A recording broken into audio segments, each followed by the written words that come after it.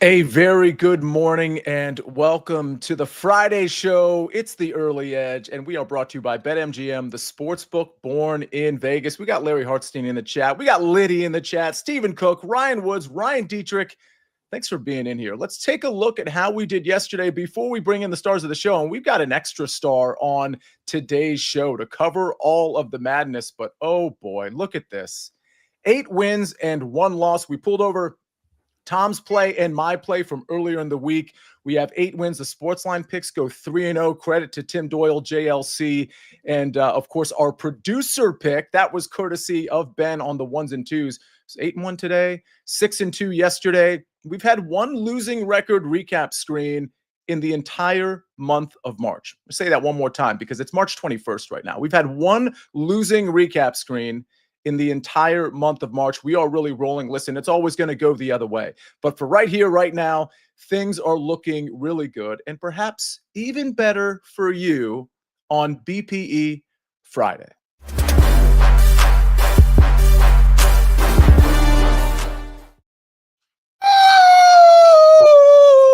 Let's go!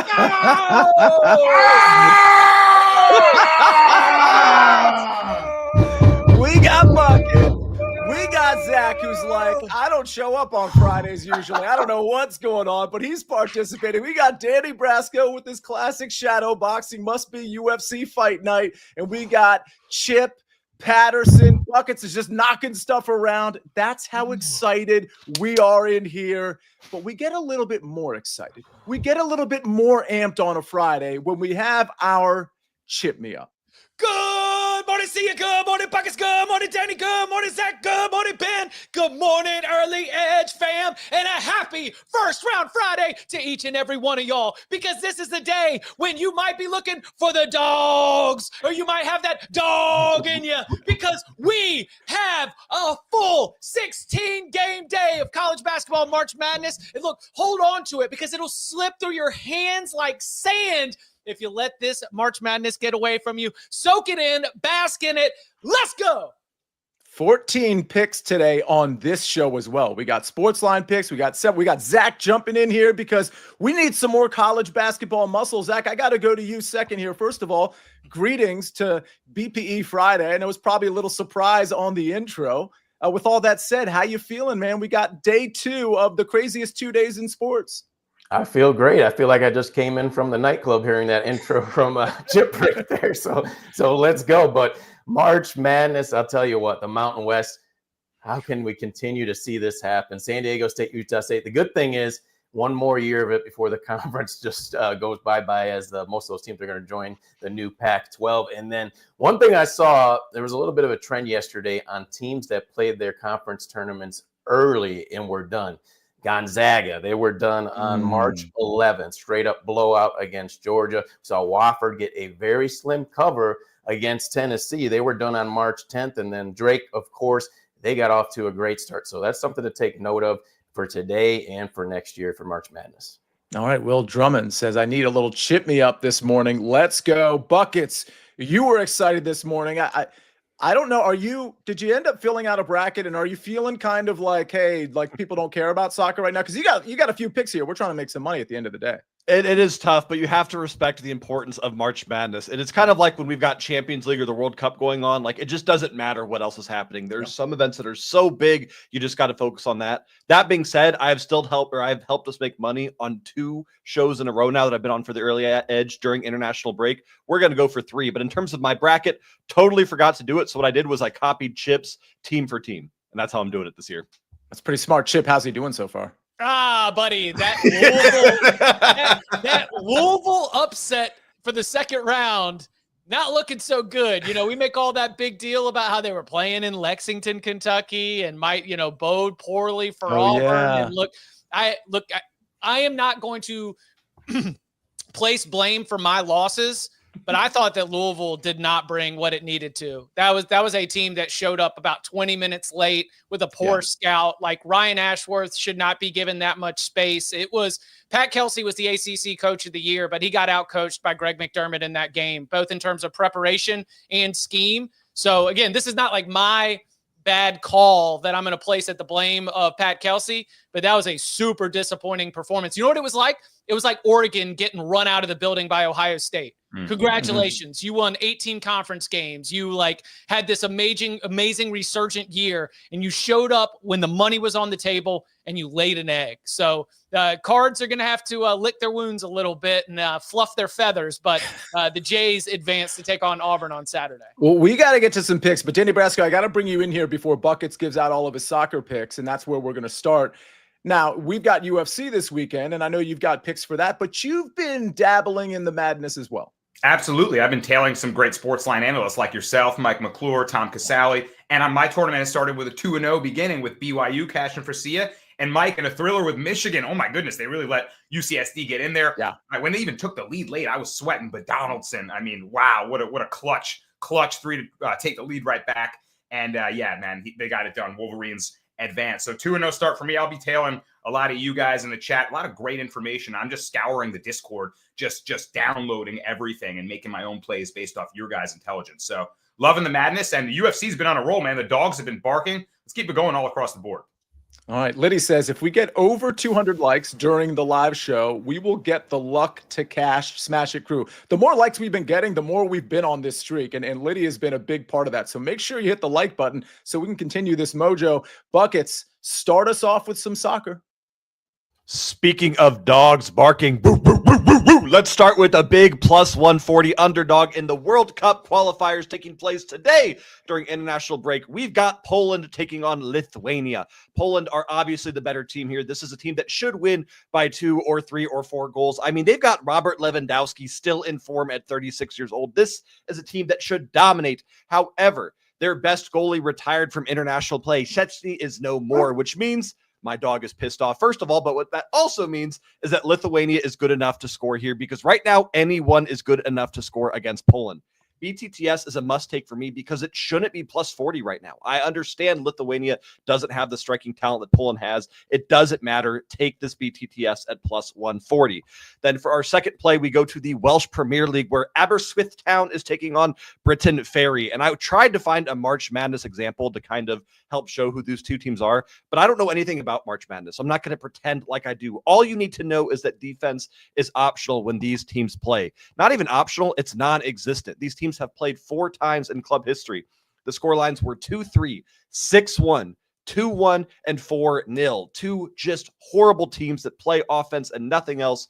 BTTS and over 2.5 goals as the same game parlay at minus 110 is a must-take bet. And then our third and final play takes place tonight in the CONCACAF matchup between Uruguay and Argentina. Argentina, of course, Lionel Messi, Lautaro Martinez. Wait a minute. Lionel Messi and Lautaro Martinez are both gone from this match with injury, which means Argentina is missing their 2 best goal scorers. Meanwhile, Uruguay has only lost a single game at home since 2021. This is going to be an absolute snoozer. I think this game ends 1-0 or 0-0. So take Uruguay on the draw no bet at minus 130. See ya. And I will see you all Monday with 3 green checks by my name. So I'm looking at the 3 picks, Buckets, and it's the second one that I might have a problem with. What is it? Aberystwyth? Sounds good to me. Okay. I don't know how to say it. Fair enough. All right, we got 3 soccer picks from Buckets there. We've got 11 more picks to go, so we got to get to it. I do want to say hi to Moshi. He says, hey, y'all don't get to join live very often anymore, but I hope everyone is having fun.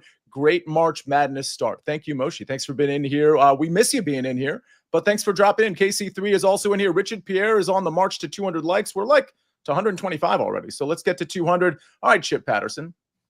People want college basketball picks. Yeah, they do. That's what you and Zack are for. I actually just have a golf pick today. I had a college basketball lean that, oh, well, you're on the lean, so we're good to go. Okay, good. You've got 3 picks, Chip. You've got the floor. All right, let's let it rip with the Buckets approved, Buckets inspired 3-play Friday. We begin in the afternoon with Iowa State. And I understand that Iowa State not having Keyshawn Gilbert is reason for alarm. And I agree.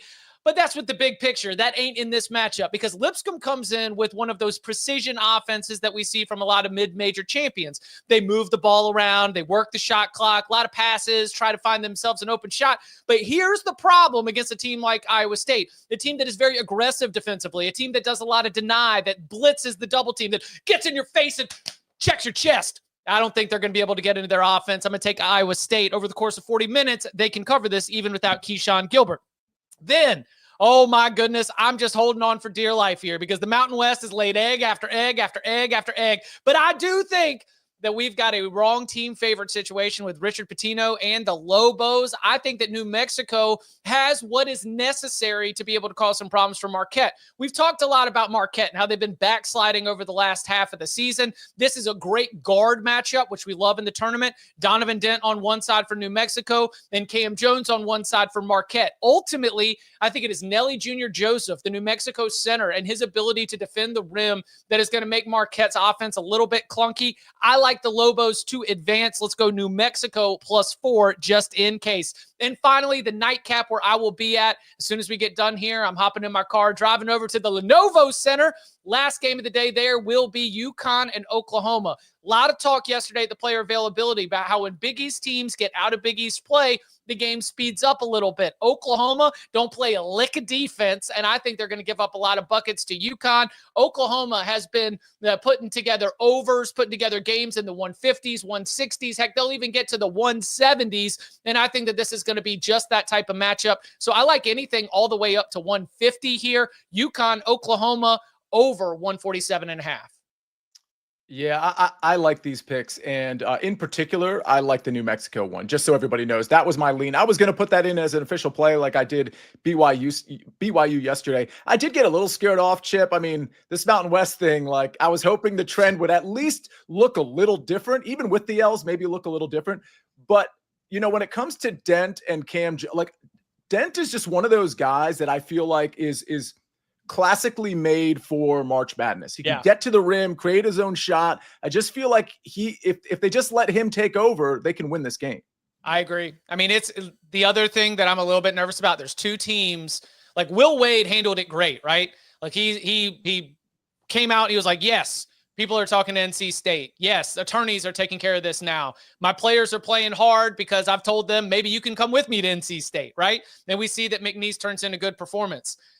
Ryan Odom, I think, did not handle it well. He is very, very clearly somebody who's in the mix either at Virginia or Villanova. Richard Pitino might be in the mix for one of those jobs as well.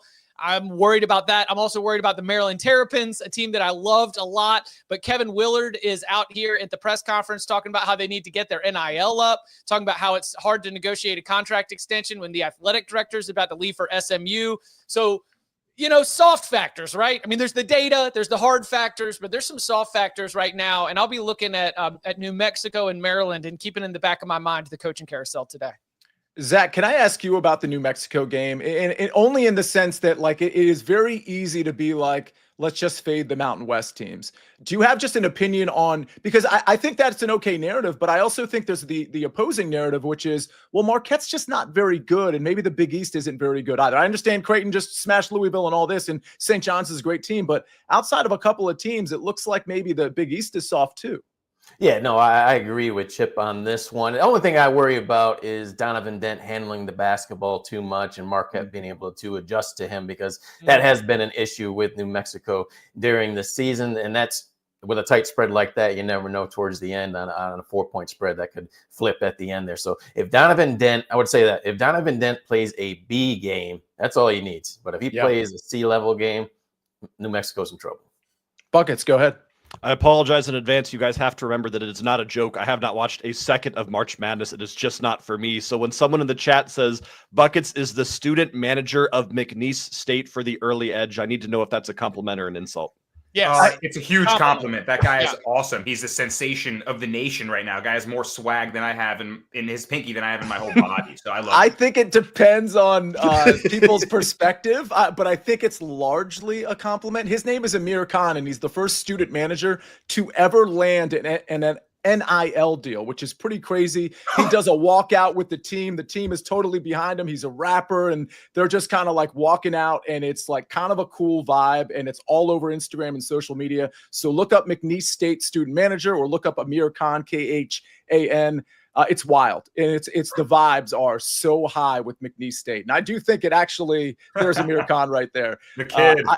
I think it's helping out the team, if I'm going to be honest. So, Big Cheesy says he has aura. So yeah, that's largely a compliment, I believe, Buckets. All right, I'm going to compliment BetMGM real quick because BetMGM has a free-to-play bracket challenge, which will be available every game day before first tip. BetMGM will be giving out $250,000 in bonus bets, and users can make their picks for each day of games. All you have to do is enter the March Madness $250,000 Pick'em free-to-play game, make your picks, earn points from correct answers for a shot to win a share of bonus bets. All about the $250,000 pick 'em. All right, let's pick some sports line picks. And Ben is going to make a prediction here too. He's coming off a win. We'll get to his pick in a second. But Tom Casale, we talked about this on the network show yesterday. He likes Xavier plus 3.5. This was also something he put into the sports line Discord. So you're going to want to make sure you're a part of that. Because if he puts something in the Discord, it's usually that the line is going to change pretty soon after. Xavier plus 3.5 is his pick. And then prop stars, we're going right back to him. NBA picks have been on fire. Miles Bridges under 24.5 points at minus 110. Recall, he was on Mikal Bridges under yesterday. That hit. Now he's on Miles Bridges under 24.5 points at minus 110.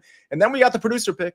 It's Baylor money line plus 105. Again, Baylor money line. A couple people in the chat really like that game. I'm personally very undecided on that one, so I'm staying away from it. Or I don't know, maybe Ben's got me convinced. Either way, we got to get to some more picks. Danny, we got to get to your picks. I've got a golf pick, and if you have questions related to today in college basketball, well, we'll try to get them answered because we got Chip and Zack Cimini for that. One quick message from our partners first. 12 teams, one epic battleground, and it's the most feared of them all, San Francisco. This city is legendary for high winds, brutal tides, and an eerie, unforgiving race course. It's all or nothing.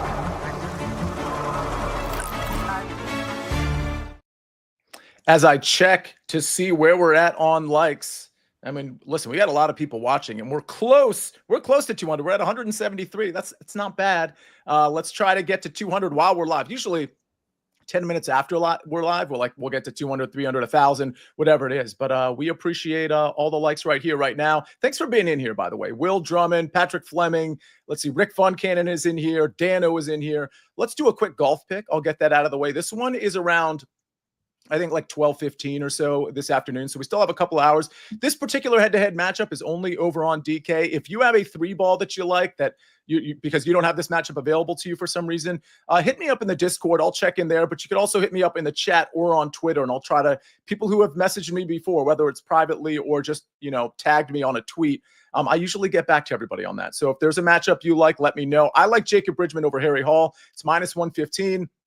Bridgman is obviously tied for the first-round lead. It was one of my first-round leaders on the early wedge, so that 50-1 was cut down to 10-1, so we still made some money on the first-round leader. Good stuff there. Bridgman wasn't great yesterday in the ball-striking department. He really made it up in the short game, but that one round is not the sample size I'm really looking for. Jacob Bridgman comes into this tournament playing very, very well, and Harry Hall, while he's great with the short game, the ball striking has been way off, and that will catch up to him eventually. He was 2 under yesterday. I think he's going to have a very pedestrian day, and I think Jacob Bridgman is going to stick to having like above average days because he has the complete game, including the mid to long iron play. So I think this line, frankly, is a result of Bridgman kind of being erratic off the tee and with the approach play yesterday. I think this should be more like minus 125, minus 130. I'll scoop it up at minus 115. Give me Jacob Bridgman in a head-to-head 18-hole matchup over Harry Hall at minus 115. All right, we got to get to Zack Cimini. Zack, you gave us your thoughts on the Mountain West. Now you're going to give us your thoughts on an ACC team. Yeah, I'm going to take North Carolina. I think you automatically have to ride these play-in winners for what we've seen over the last several years. There's some magic to winning in that play-in game. So North Carolina, you look at what they've done just over the last 5 years, led by their fifth-year senior RJ Davis. They have so much experience. He's played in 4 tournaments, top seed last year. They were number 1 seed 3 years ago, went to the NCAA title game. And you look at North Carolina's success, it kind of coincides when they gave a vote of confidence to their coach, Hubert Davis, giving him that extension in late February. They've lost to just one team since February 15th, and that was the Duke Blue Devils. I look at Ole Miss. They've been struggling towards the end of the season. They're 3-5 over their last 8 games, and you examine their roster with all these transfers. Sean Padula is a familiar player for North Carolina. He played in the ACC over the last 3 years with Virginia Tech. He actually had one of his worst shooting performances against North Carolina last year, 3 of 13, shot just 23%. So it's another good matchup for this North Carolina team. I think they move on here on a small number because they played in the play-in game. I think if they didn't play in that, their spread would be -4.5, -5. Give me North Carolina here, minus the 1.5. All right, we got North Carolina. I know I had North Carolina advancing in my bracket. It was going to be the play-in winner, probably advancing anyway, but I was really kind of focused on North Carolina. Chip, your thoughts on North Carolina in general? I mean, we talked on the network show. I talked with Mackenzie. She likes this Zack Cimini pick as well. The SportsLine model likes it as well. I think the final score and if you're a SportsLine member, you've probably maybe researched this, but I think the final score that the SportsLine model had in this game was 80-76 UNC. Your thoughts on this game in general, or UNC? Yeah. So every single day of the tournament, I'm writing an expert picks post for CBSSports.com, 5 plays, either spreads or over under, just sort of like my 5 favorite plays of the days. And this is one of the plays, North Carolina -1.5. I'll take it to just sort of the way these teams match up against each other, because what Ole Miss does is they've got a lot of veterans, a lot of transfers, a lot of experience. And so Chris Beard goes in and he tries to, give everybody the trust, right? The trust to go out there and play a little bit of ISO defense. But the problem is this North Carolina team has a lot of perimeter players that really would enjoy and thrive on being able to get in those one-on-one isolation opportunities. We're talking about RJ Davis. Elliot Cadeau had a great performance in Dayton. Seth Trimble is somebody else who likes to get aggressive with the pick and pop. And so I think it is a situation where what Ole Miss wants to do is actually going to be something that North Carolina is very comfortable with. The wrinkle here that North Carolina has to do to advance is they need to be good on the boards, because if Ole Miss wins the rebounding battle, I think the Tar Heels are going to find it tough to be able to get past them. That is one thing North Carolina did really well during its winning streak coming down the end of the regular season. They've got to keep that up. That means Vin Allen Lubin's got to be crashing the boards. I know Jalen Withers likes to shoot a lot from outside. He's got to be able to crash the boards. Like this is going to be a really big matchup on the details and the fundamentals. It's about rebounding and one-on-one ISO play. All right. If you have questions, college basketball related, we are going to stick around a few extra minutes than we normally do because it's such a crazy day. So let us know what your questions are. I will try to get to them before we get out of here. But Danny, we got to go to UFC, and I got to give you a lot of credit because you always come on here, and I shouldn't say always, but a lot of times you come on here and you're not afraid of the X, right? You'll give out a +230, you'll give out a +450, a +180 because you believe in the pick and you believe in the value. You've got some minus plays here, some plus plays as well. But the last time you gave out UFC picks, you had 3 plus money plays, and if memory serves, one was like +180, the other one was like +290, the other one was like +450. You hit 2 out of 3.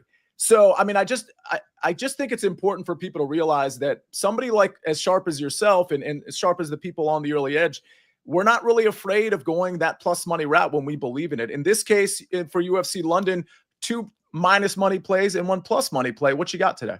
Yeah, that's right, Zay. I appreciate all the kind words. And I've kind of retooled my strategy in the UFC, attacking a lot more underdogs, playing some spreads. I've been talking a lot about that market to you guys. And I feel like it's working out. I don't feel like it. The results are showing it. So let's keep going off with these dogs. Like you said, I got 2 favorites and a dog today. So let's begin with a favorite. And we're in London. So early start time, 1 p.m. Eastern. Don't miss it. I know the madness is going on. I'm caught up. I'm tailing all you guys. But this has been a good asset class for us, I should say. So don't forget about UFC. First fight that I'm going with, this one I thought was going to go closer to -200, but it's nearing a pick'em. It's Nathan Fletcher, and he's going to be fighting at home. There's some British fighters that I will be backing, and one that I'll be fading. You can't just blindly back all the hometown guys, right? It's still a cage fight. So, they can't fight for you. Fletcher I love, though, because he's going to have that pop from the crowd. He's a guy that trains with Paddy Pimblett at Next Gem MMA Liverpool. And the wrinkle to this fight is his opponent, Keelan Loughran, trains at a rival gym, Team Calban Liverpool. The gyms kind of had beef. They got into a fight. Paddy fought one of their guys. Team separated it. So Paddy's in Nathan Fletcher's corner. I think he's going to have him fired up. Really, more than anything, Fletcher and Loughran fought when they were amateurs, and Fletcher beat him. Since then, in 2018, I just feel like Fletcher's evolved his game a lot more than Loughran, who's this wrestler boxer, very stiff boxing. I call him a 2x4 wooden plank. He's just there to get hit, man. He's not fluid. Versus Fletcher, who can just scramble a lot more, mix up his game. I like how he's evolving, and he's tough as hell. On the Ultimate Fighter 2024 UFC reality series, he broke his fibula in the first round and finished the fight. He didn't win, but he completed the fight and continued to train afterwards. We've been betting on really tough guys. this is the kind of medal you want to back. So give me Nathan Fletcher to just tough it out, win probably a decision, but I like him. Big deal in that fight. Next fight, the last Pirate, Morgan Charrier. You guys know I love my nicknames. Wow, what a nickname here. And this kid has a ton of potential at featherweight. He's facing a British fighter. His opponent is Nathaniel Wood, a very talented kickboxer, but I feel he's at a few disadvantages here. Youth, speed, power, and just physical strength. Wood has always seemed a little bit small for the 145-pound division. And I think Charrier, who's coming off a recent loss to Chepe Mariscal, a very difficult matchup, just a scrappy fighter. A lot of people thought Charrier beat him. And I think that loss gives you the type of experience that you need to beat a veteran like Nathaniel Wood. So look for him to use those thudding body kicks and his power to have the big ooh-ah moments, win the rounds, and win a decision probably against Nathaniel Wood. And finally, main event of the evening, Sia, you talked about the plus money picks. I don't think he should be the dog. I'm going with Leon Rocky Edwards to turn away the surging contender Sean Brady at welterweight. Brady is a monster grappler. He's an ace of a jiu-jitsu player, and he's been submitting a lot of guys, just controlling them on the mat. His boxing is improving, but I'm not sure he's quite faced a striker and a fighter like Leon Edwards, and I don't think he'll have the answer for the long, lanky frame and sophisticated feinting of Leon. Of course, if he gets his hands on him and grapples, Leon's going to have a lot of issues. He's going to deal with him. But Leon has faced Kamaru Usman twice, Colby Covington. Of course, he lost the belt to Bilal Muhammad, Gunnar Nelson, Rafael Dos Anjos. These are excellent MMA grapplers. He is really, really good cage wrestling defense. If he could stay on his feet, I think he might make Brady look a little awkward in the boxing. All of a sudden, maybe that improved striking doesn't look so improved. So I'm going to make Brady prove it to me more than anything. Edwards, you wonder what version you're going to get of him. If he shows up motivated, I think he outclasses Brady. So, hey, if I'm wrong, I'm willing to take it on the cheek, but I don't think Leon deserves to be the dog. I'm going with Leon Rocky Edwards at plus 140 in UFC 1. Buckets, your response. My response is a master class, as always, for Danny Brasco. I've got one question for you about that Morgan Charrier fight. Do you think it's worth putting a sprinkle on the fight to end by Morgan Charrier, DQ or KO, TKO, or DQ at plus 350? I think so. Wood has been dropped by a lot of opponents at featherweight. So he gets knocked down often. I can see him losing a round by getting knocked down. Charrier is pretty measured. So I think he's growing his game. I think it's worth a sprinkle, but ultimately I think he wins a decision. I think you're onto it, though. He will have a big moment. All right. Nice breakdown from Brasco, as usual. There was a question, golf-related question, Bridgman over Hoey from Irish John. I like it. I don't know that I love the minus 125. The thing about Hoey is that he's such a great ball striker, and if he gets the putter going, it could be a problem. It's just probably a matchup I'd avoid, but I do lean to Bridgman. It's just not something I would personally bet. Before we get to the recap screen, Zach and Chip, I think there's a lot of people that are focused on this Gonzaga game tomorrow against Houston. And it looks like, Jabel's here. Zach's plus 5.5 tomorrow. Thoughts? I think it's 4.5 in some places now, which is very telling, but 5.5 in others, I believe. Zach, I'm going to start with you. Any thoughts on Gonzaga, who looks pretty good right now against Houston, and it's a 5.5 point spread? It's a tough one, but right now I would lean on Houston's side as far as the spread. I know the people are falling into Ken Palm's ratings. Gonzaga was 8th or 9th. They should have been a higher seed, this and that. But Houston's a different category of most of these teams in the tournament. I think they're going to put them to them defensively, especially Nembhard, who's been shaky all season long. I think they're going to lock him up and slow down Ike in the interior as well. Chip. Yeah, so I think this is a potential opportunity to get a little bit of value on an overreaction to something that I think was Georgia's fault. Like, if I'm going to say, like, Gonzaga, Georgia, you listen to Mike White after the game, and he's like, look, I didn't see that coming. That wasn't us. There's just it happens, right? Program that doesn't go to the NCAA tournament all the time. Program that hasn't been in the NCAA tournament all the time. The open locker rooms, like all the police escort. I mean, it's human, man. These are 18 to 22-year-olds, and you get out there and you just crap your pants. I mean, who's amongst us has not crapped their pants? I have. I mean, it happens. And so I think the Bulldogs soiled their diaper, and all of a sudden they looked up and they were down by 25 in the first 10 minutes. I almost give Georgia credit for clawing back and not just rolling over and getting beat by 50. I think Houston is another level. I lean the Cougs as well. Yeah, that number seems, I guess, a little short. Lori Moore, who's joining the show live, and she doesn't always get the chance to, as she said earlier, she says, I love the honesty buckets. There was also a question, Joe Neuenfeld loving buckets. Of course, we all love buckets. There was a question about the number of pastel shirts I have from the early wedge, and I can't remember who asked the question. The line was 25.5. I haven't actually done the count. I will do that. It was Joey B. Forgive me, Joey. He says, Nejad, great job on CBS Sports Network yesterday. Nice pastel golf shirt.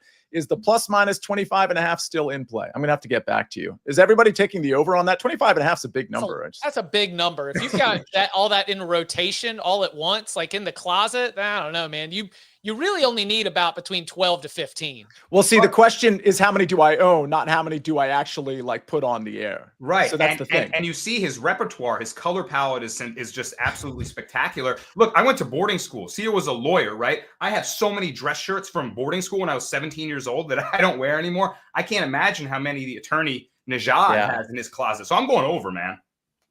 That's fair enough. I mean, that's part of the reason I have my button to the top is because when I was practicing law for 13 years, I had the button up, I had the tie all the way to the top. So this is a comfortable feeling for me. Buckets, go ahead, close us. I want to ask an actual March Madness question here that I'm looking for a genuine answer from you guys, you wonderful experts. In March Madness, I'm looking at this Duke game where the spread is 32.5.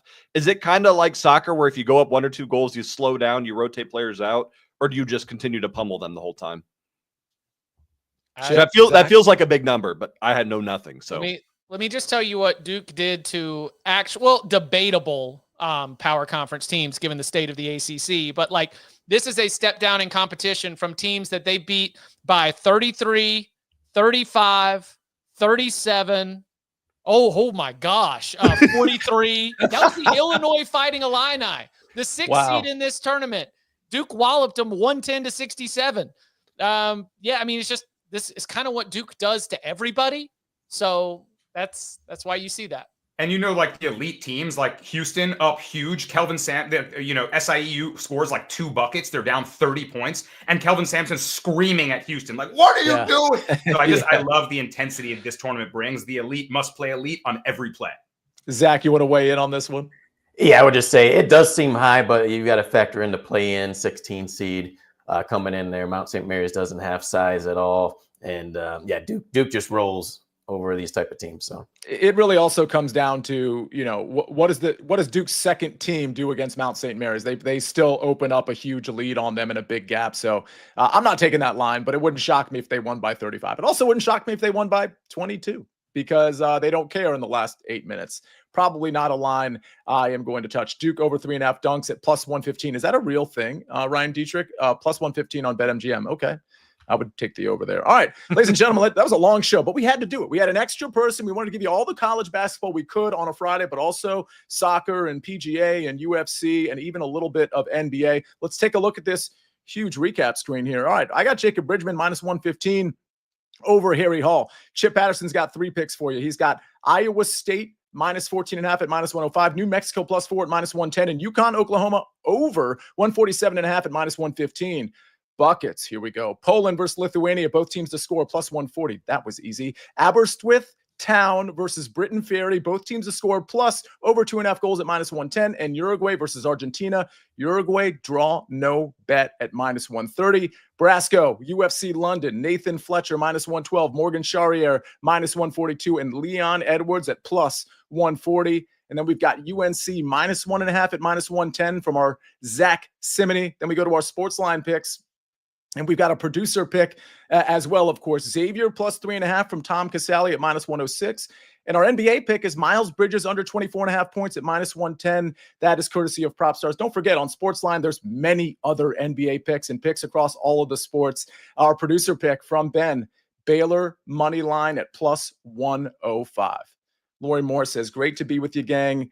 Have a great weekend. Good call. Have a great weekend, everybody. On behalf of Buckets, on behalf of Chip Patterson, on behalf of Danny Brasco, on behalf of Zack Cimini, BPE Friday, Ben, and all of you, thanks for hitting the like button. Thanks for being in here. We do this every single Monday through Friday at 10 o'clock in the morning. And if you can't find us there, find us in the SportsLine Discord. Find us at sportsline.com/join. You type in the promo code winners, you get 60% off the annual plan. Let's have a great March Madness Friday. Let's have a great March Madness Saturday and Sunday. We'll see you very soon right here on the Early Edge. I'm the Counselor of Cash, and we rest our case.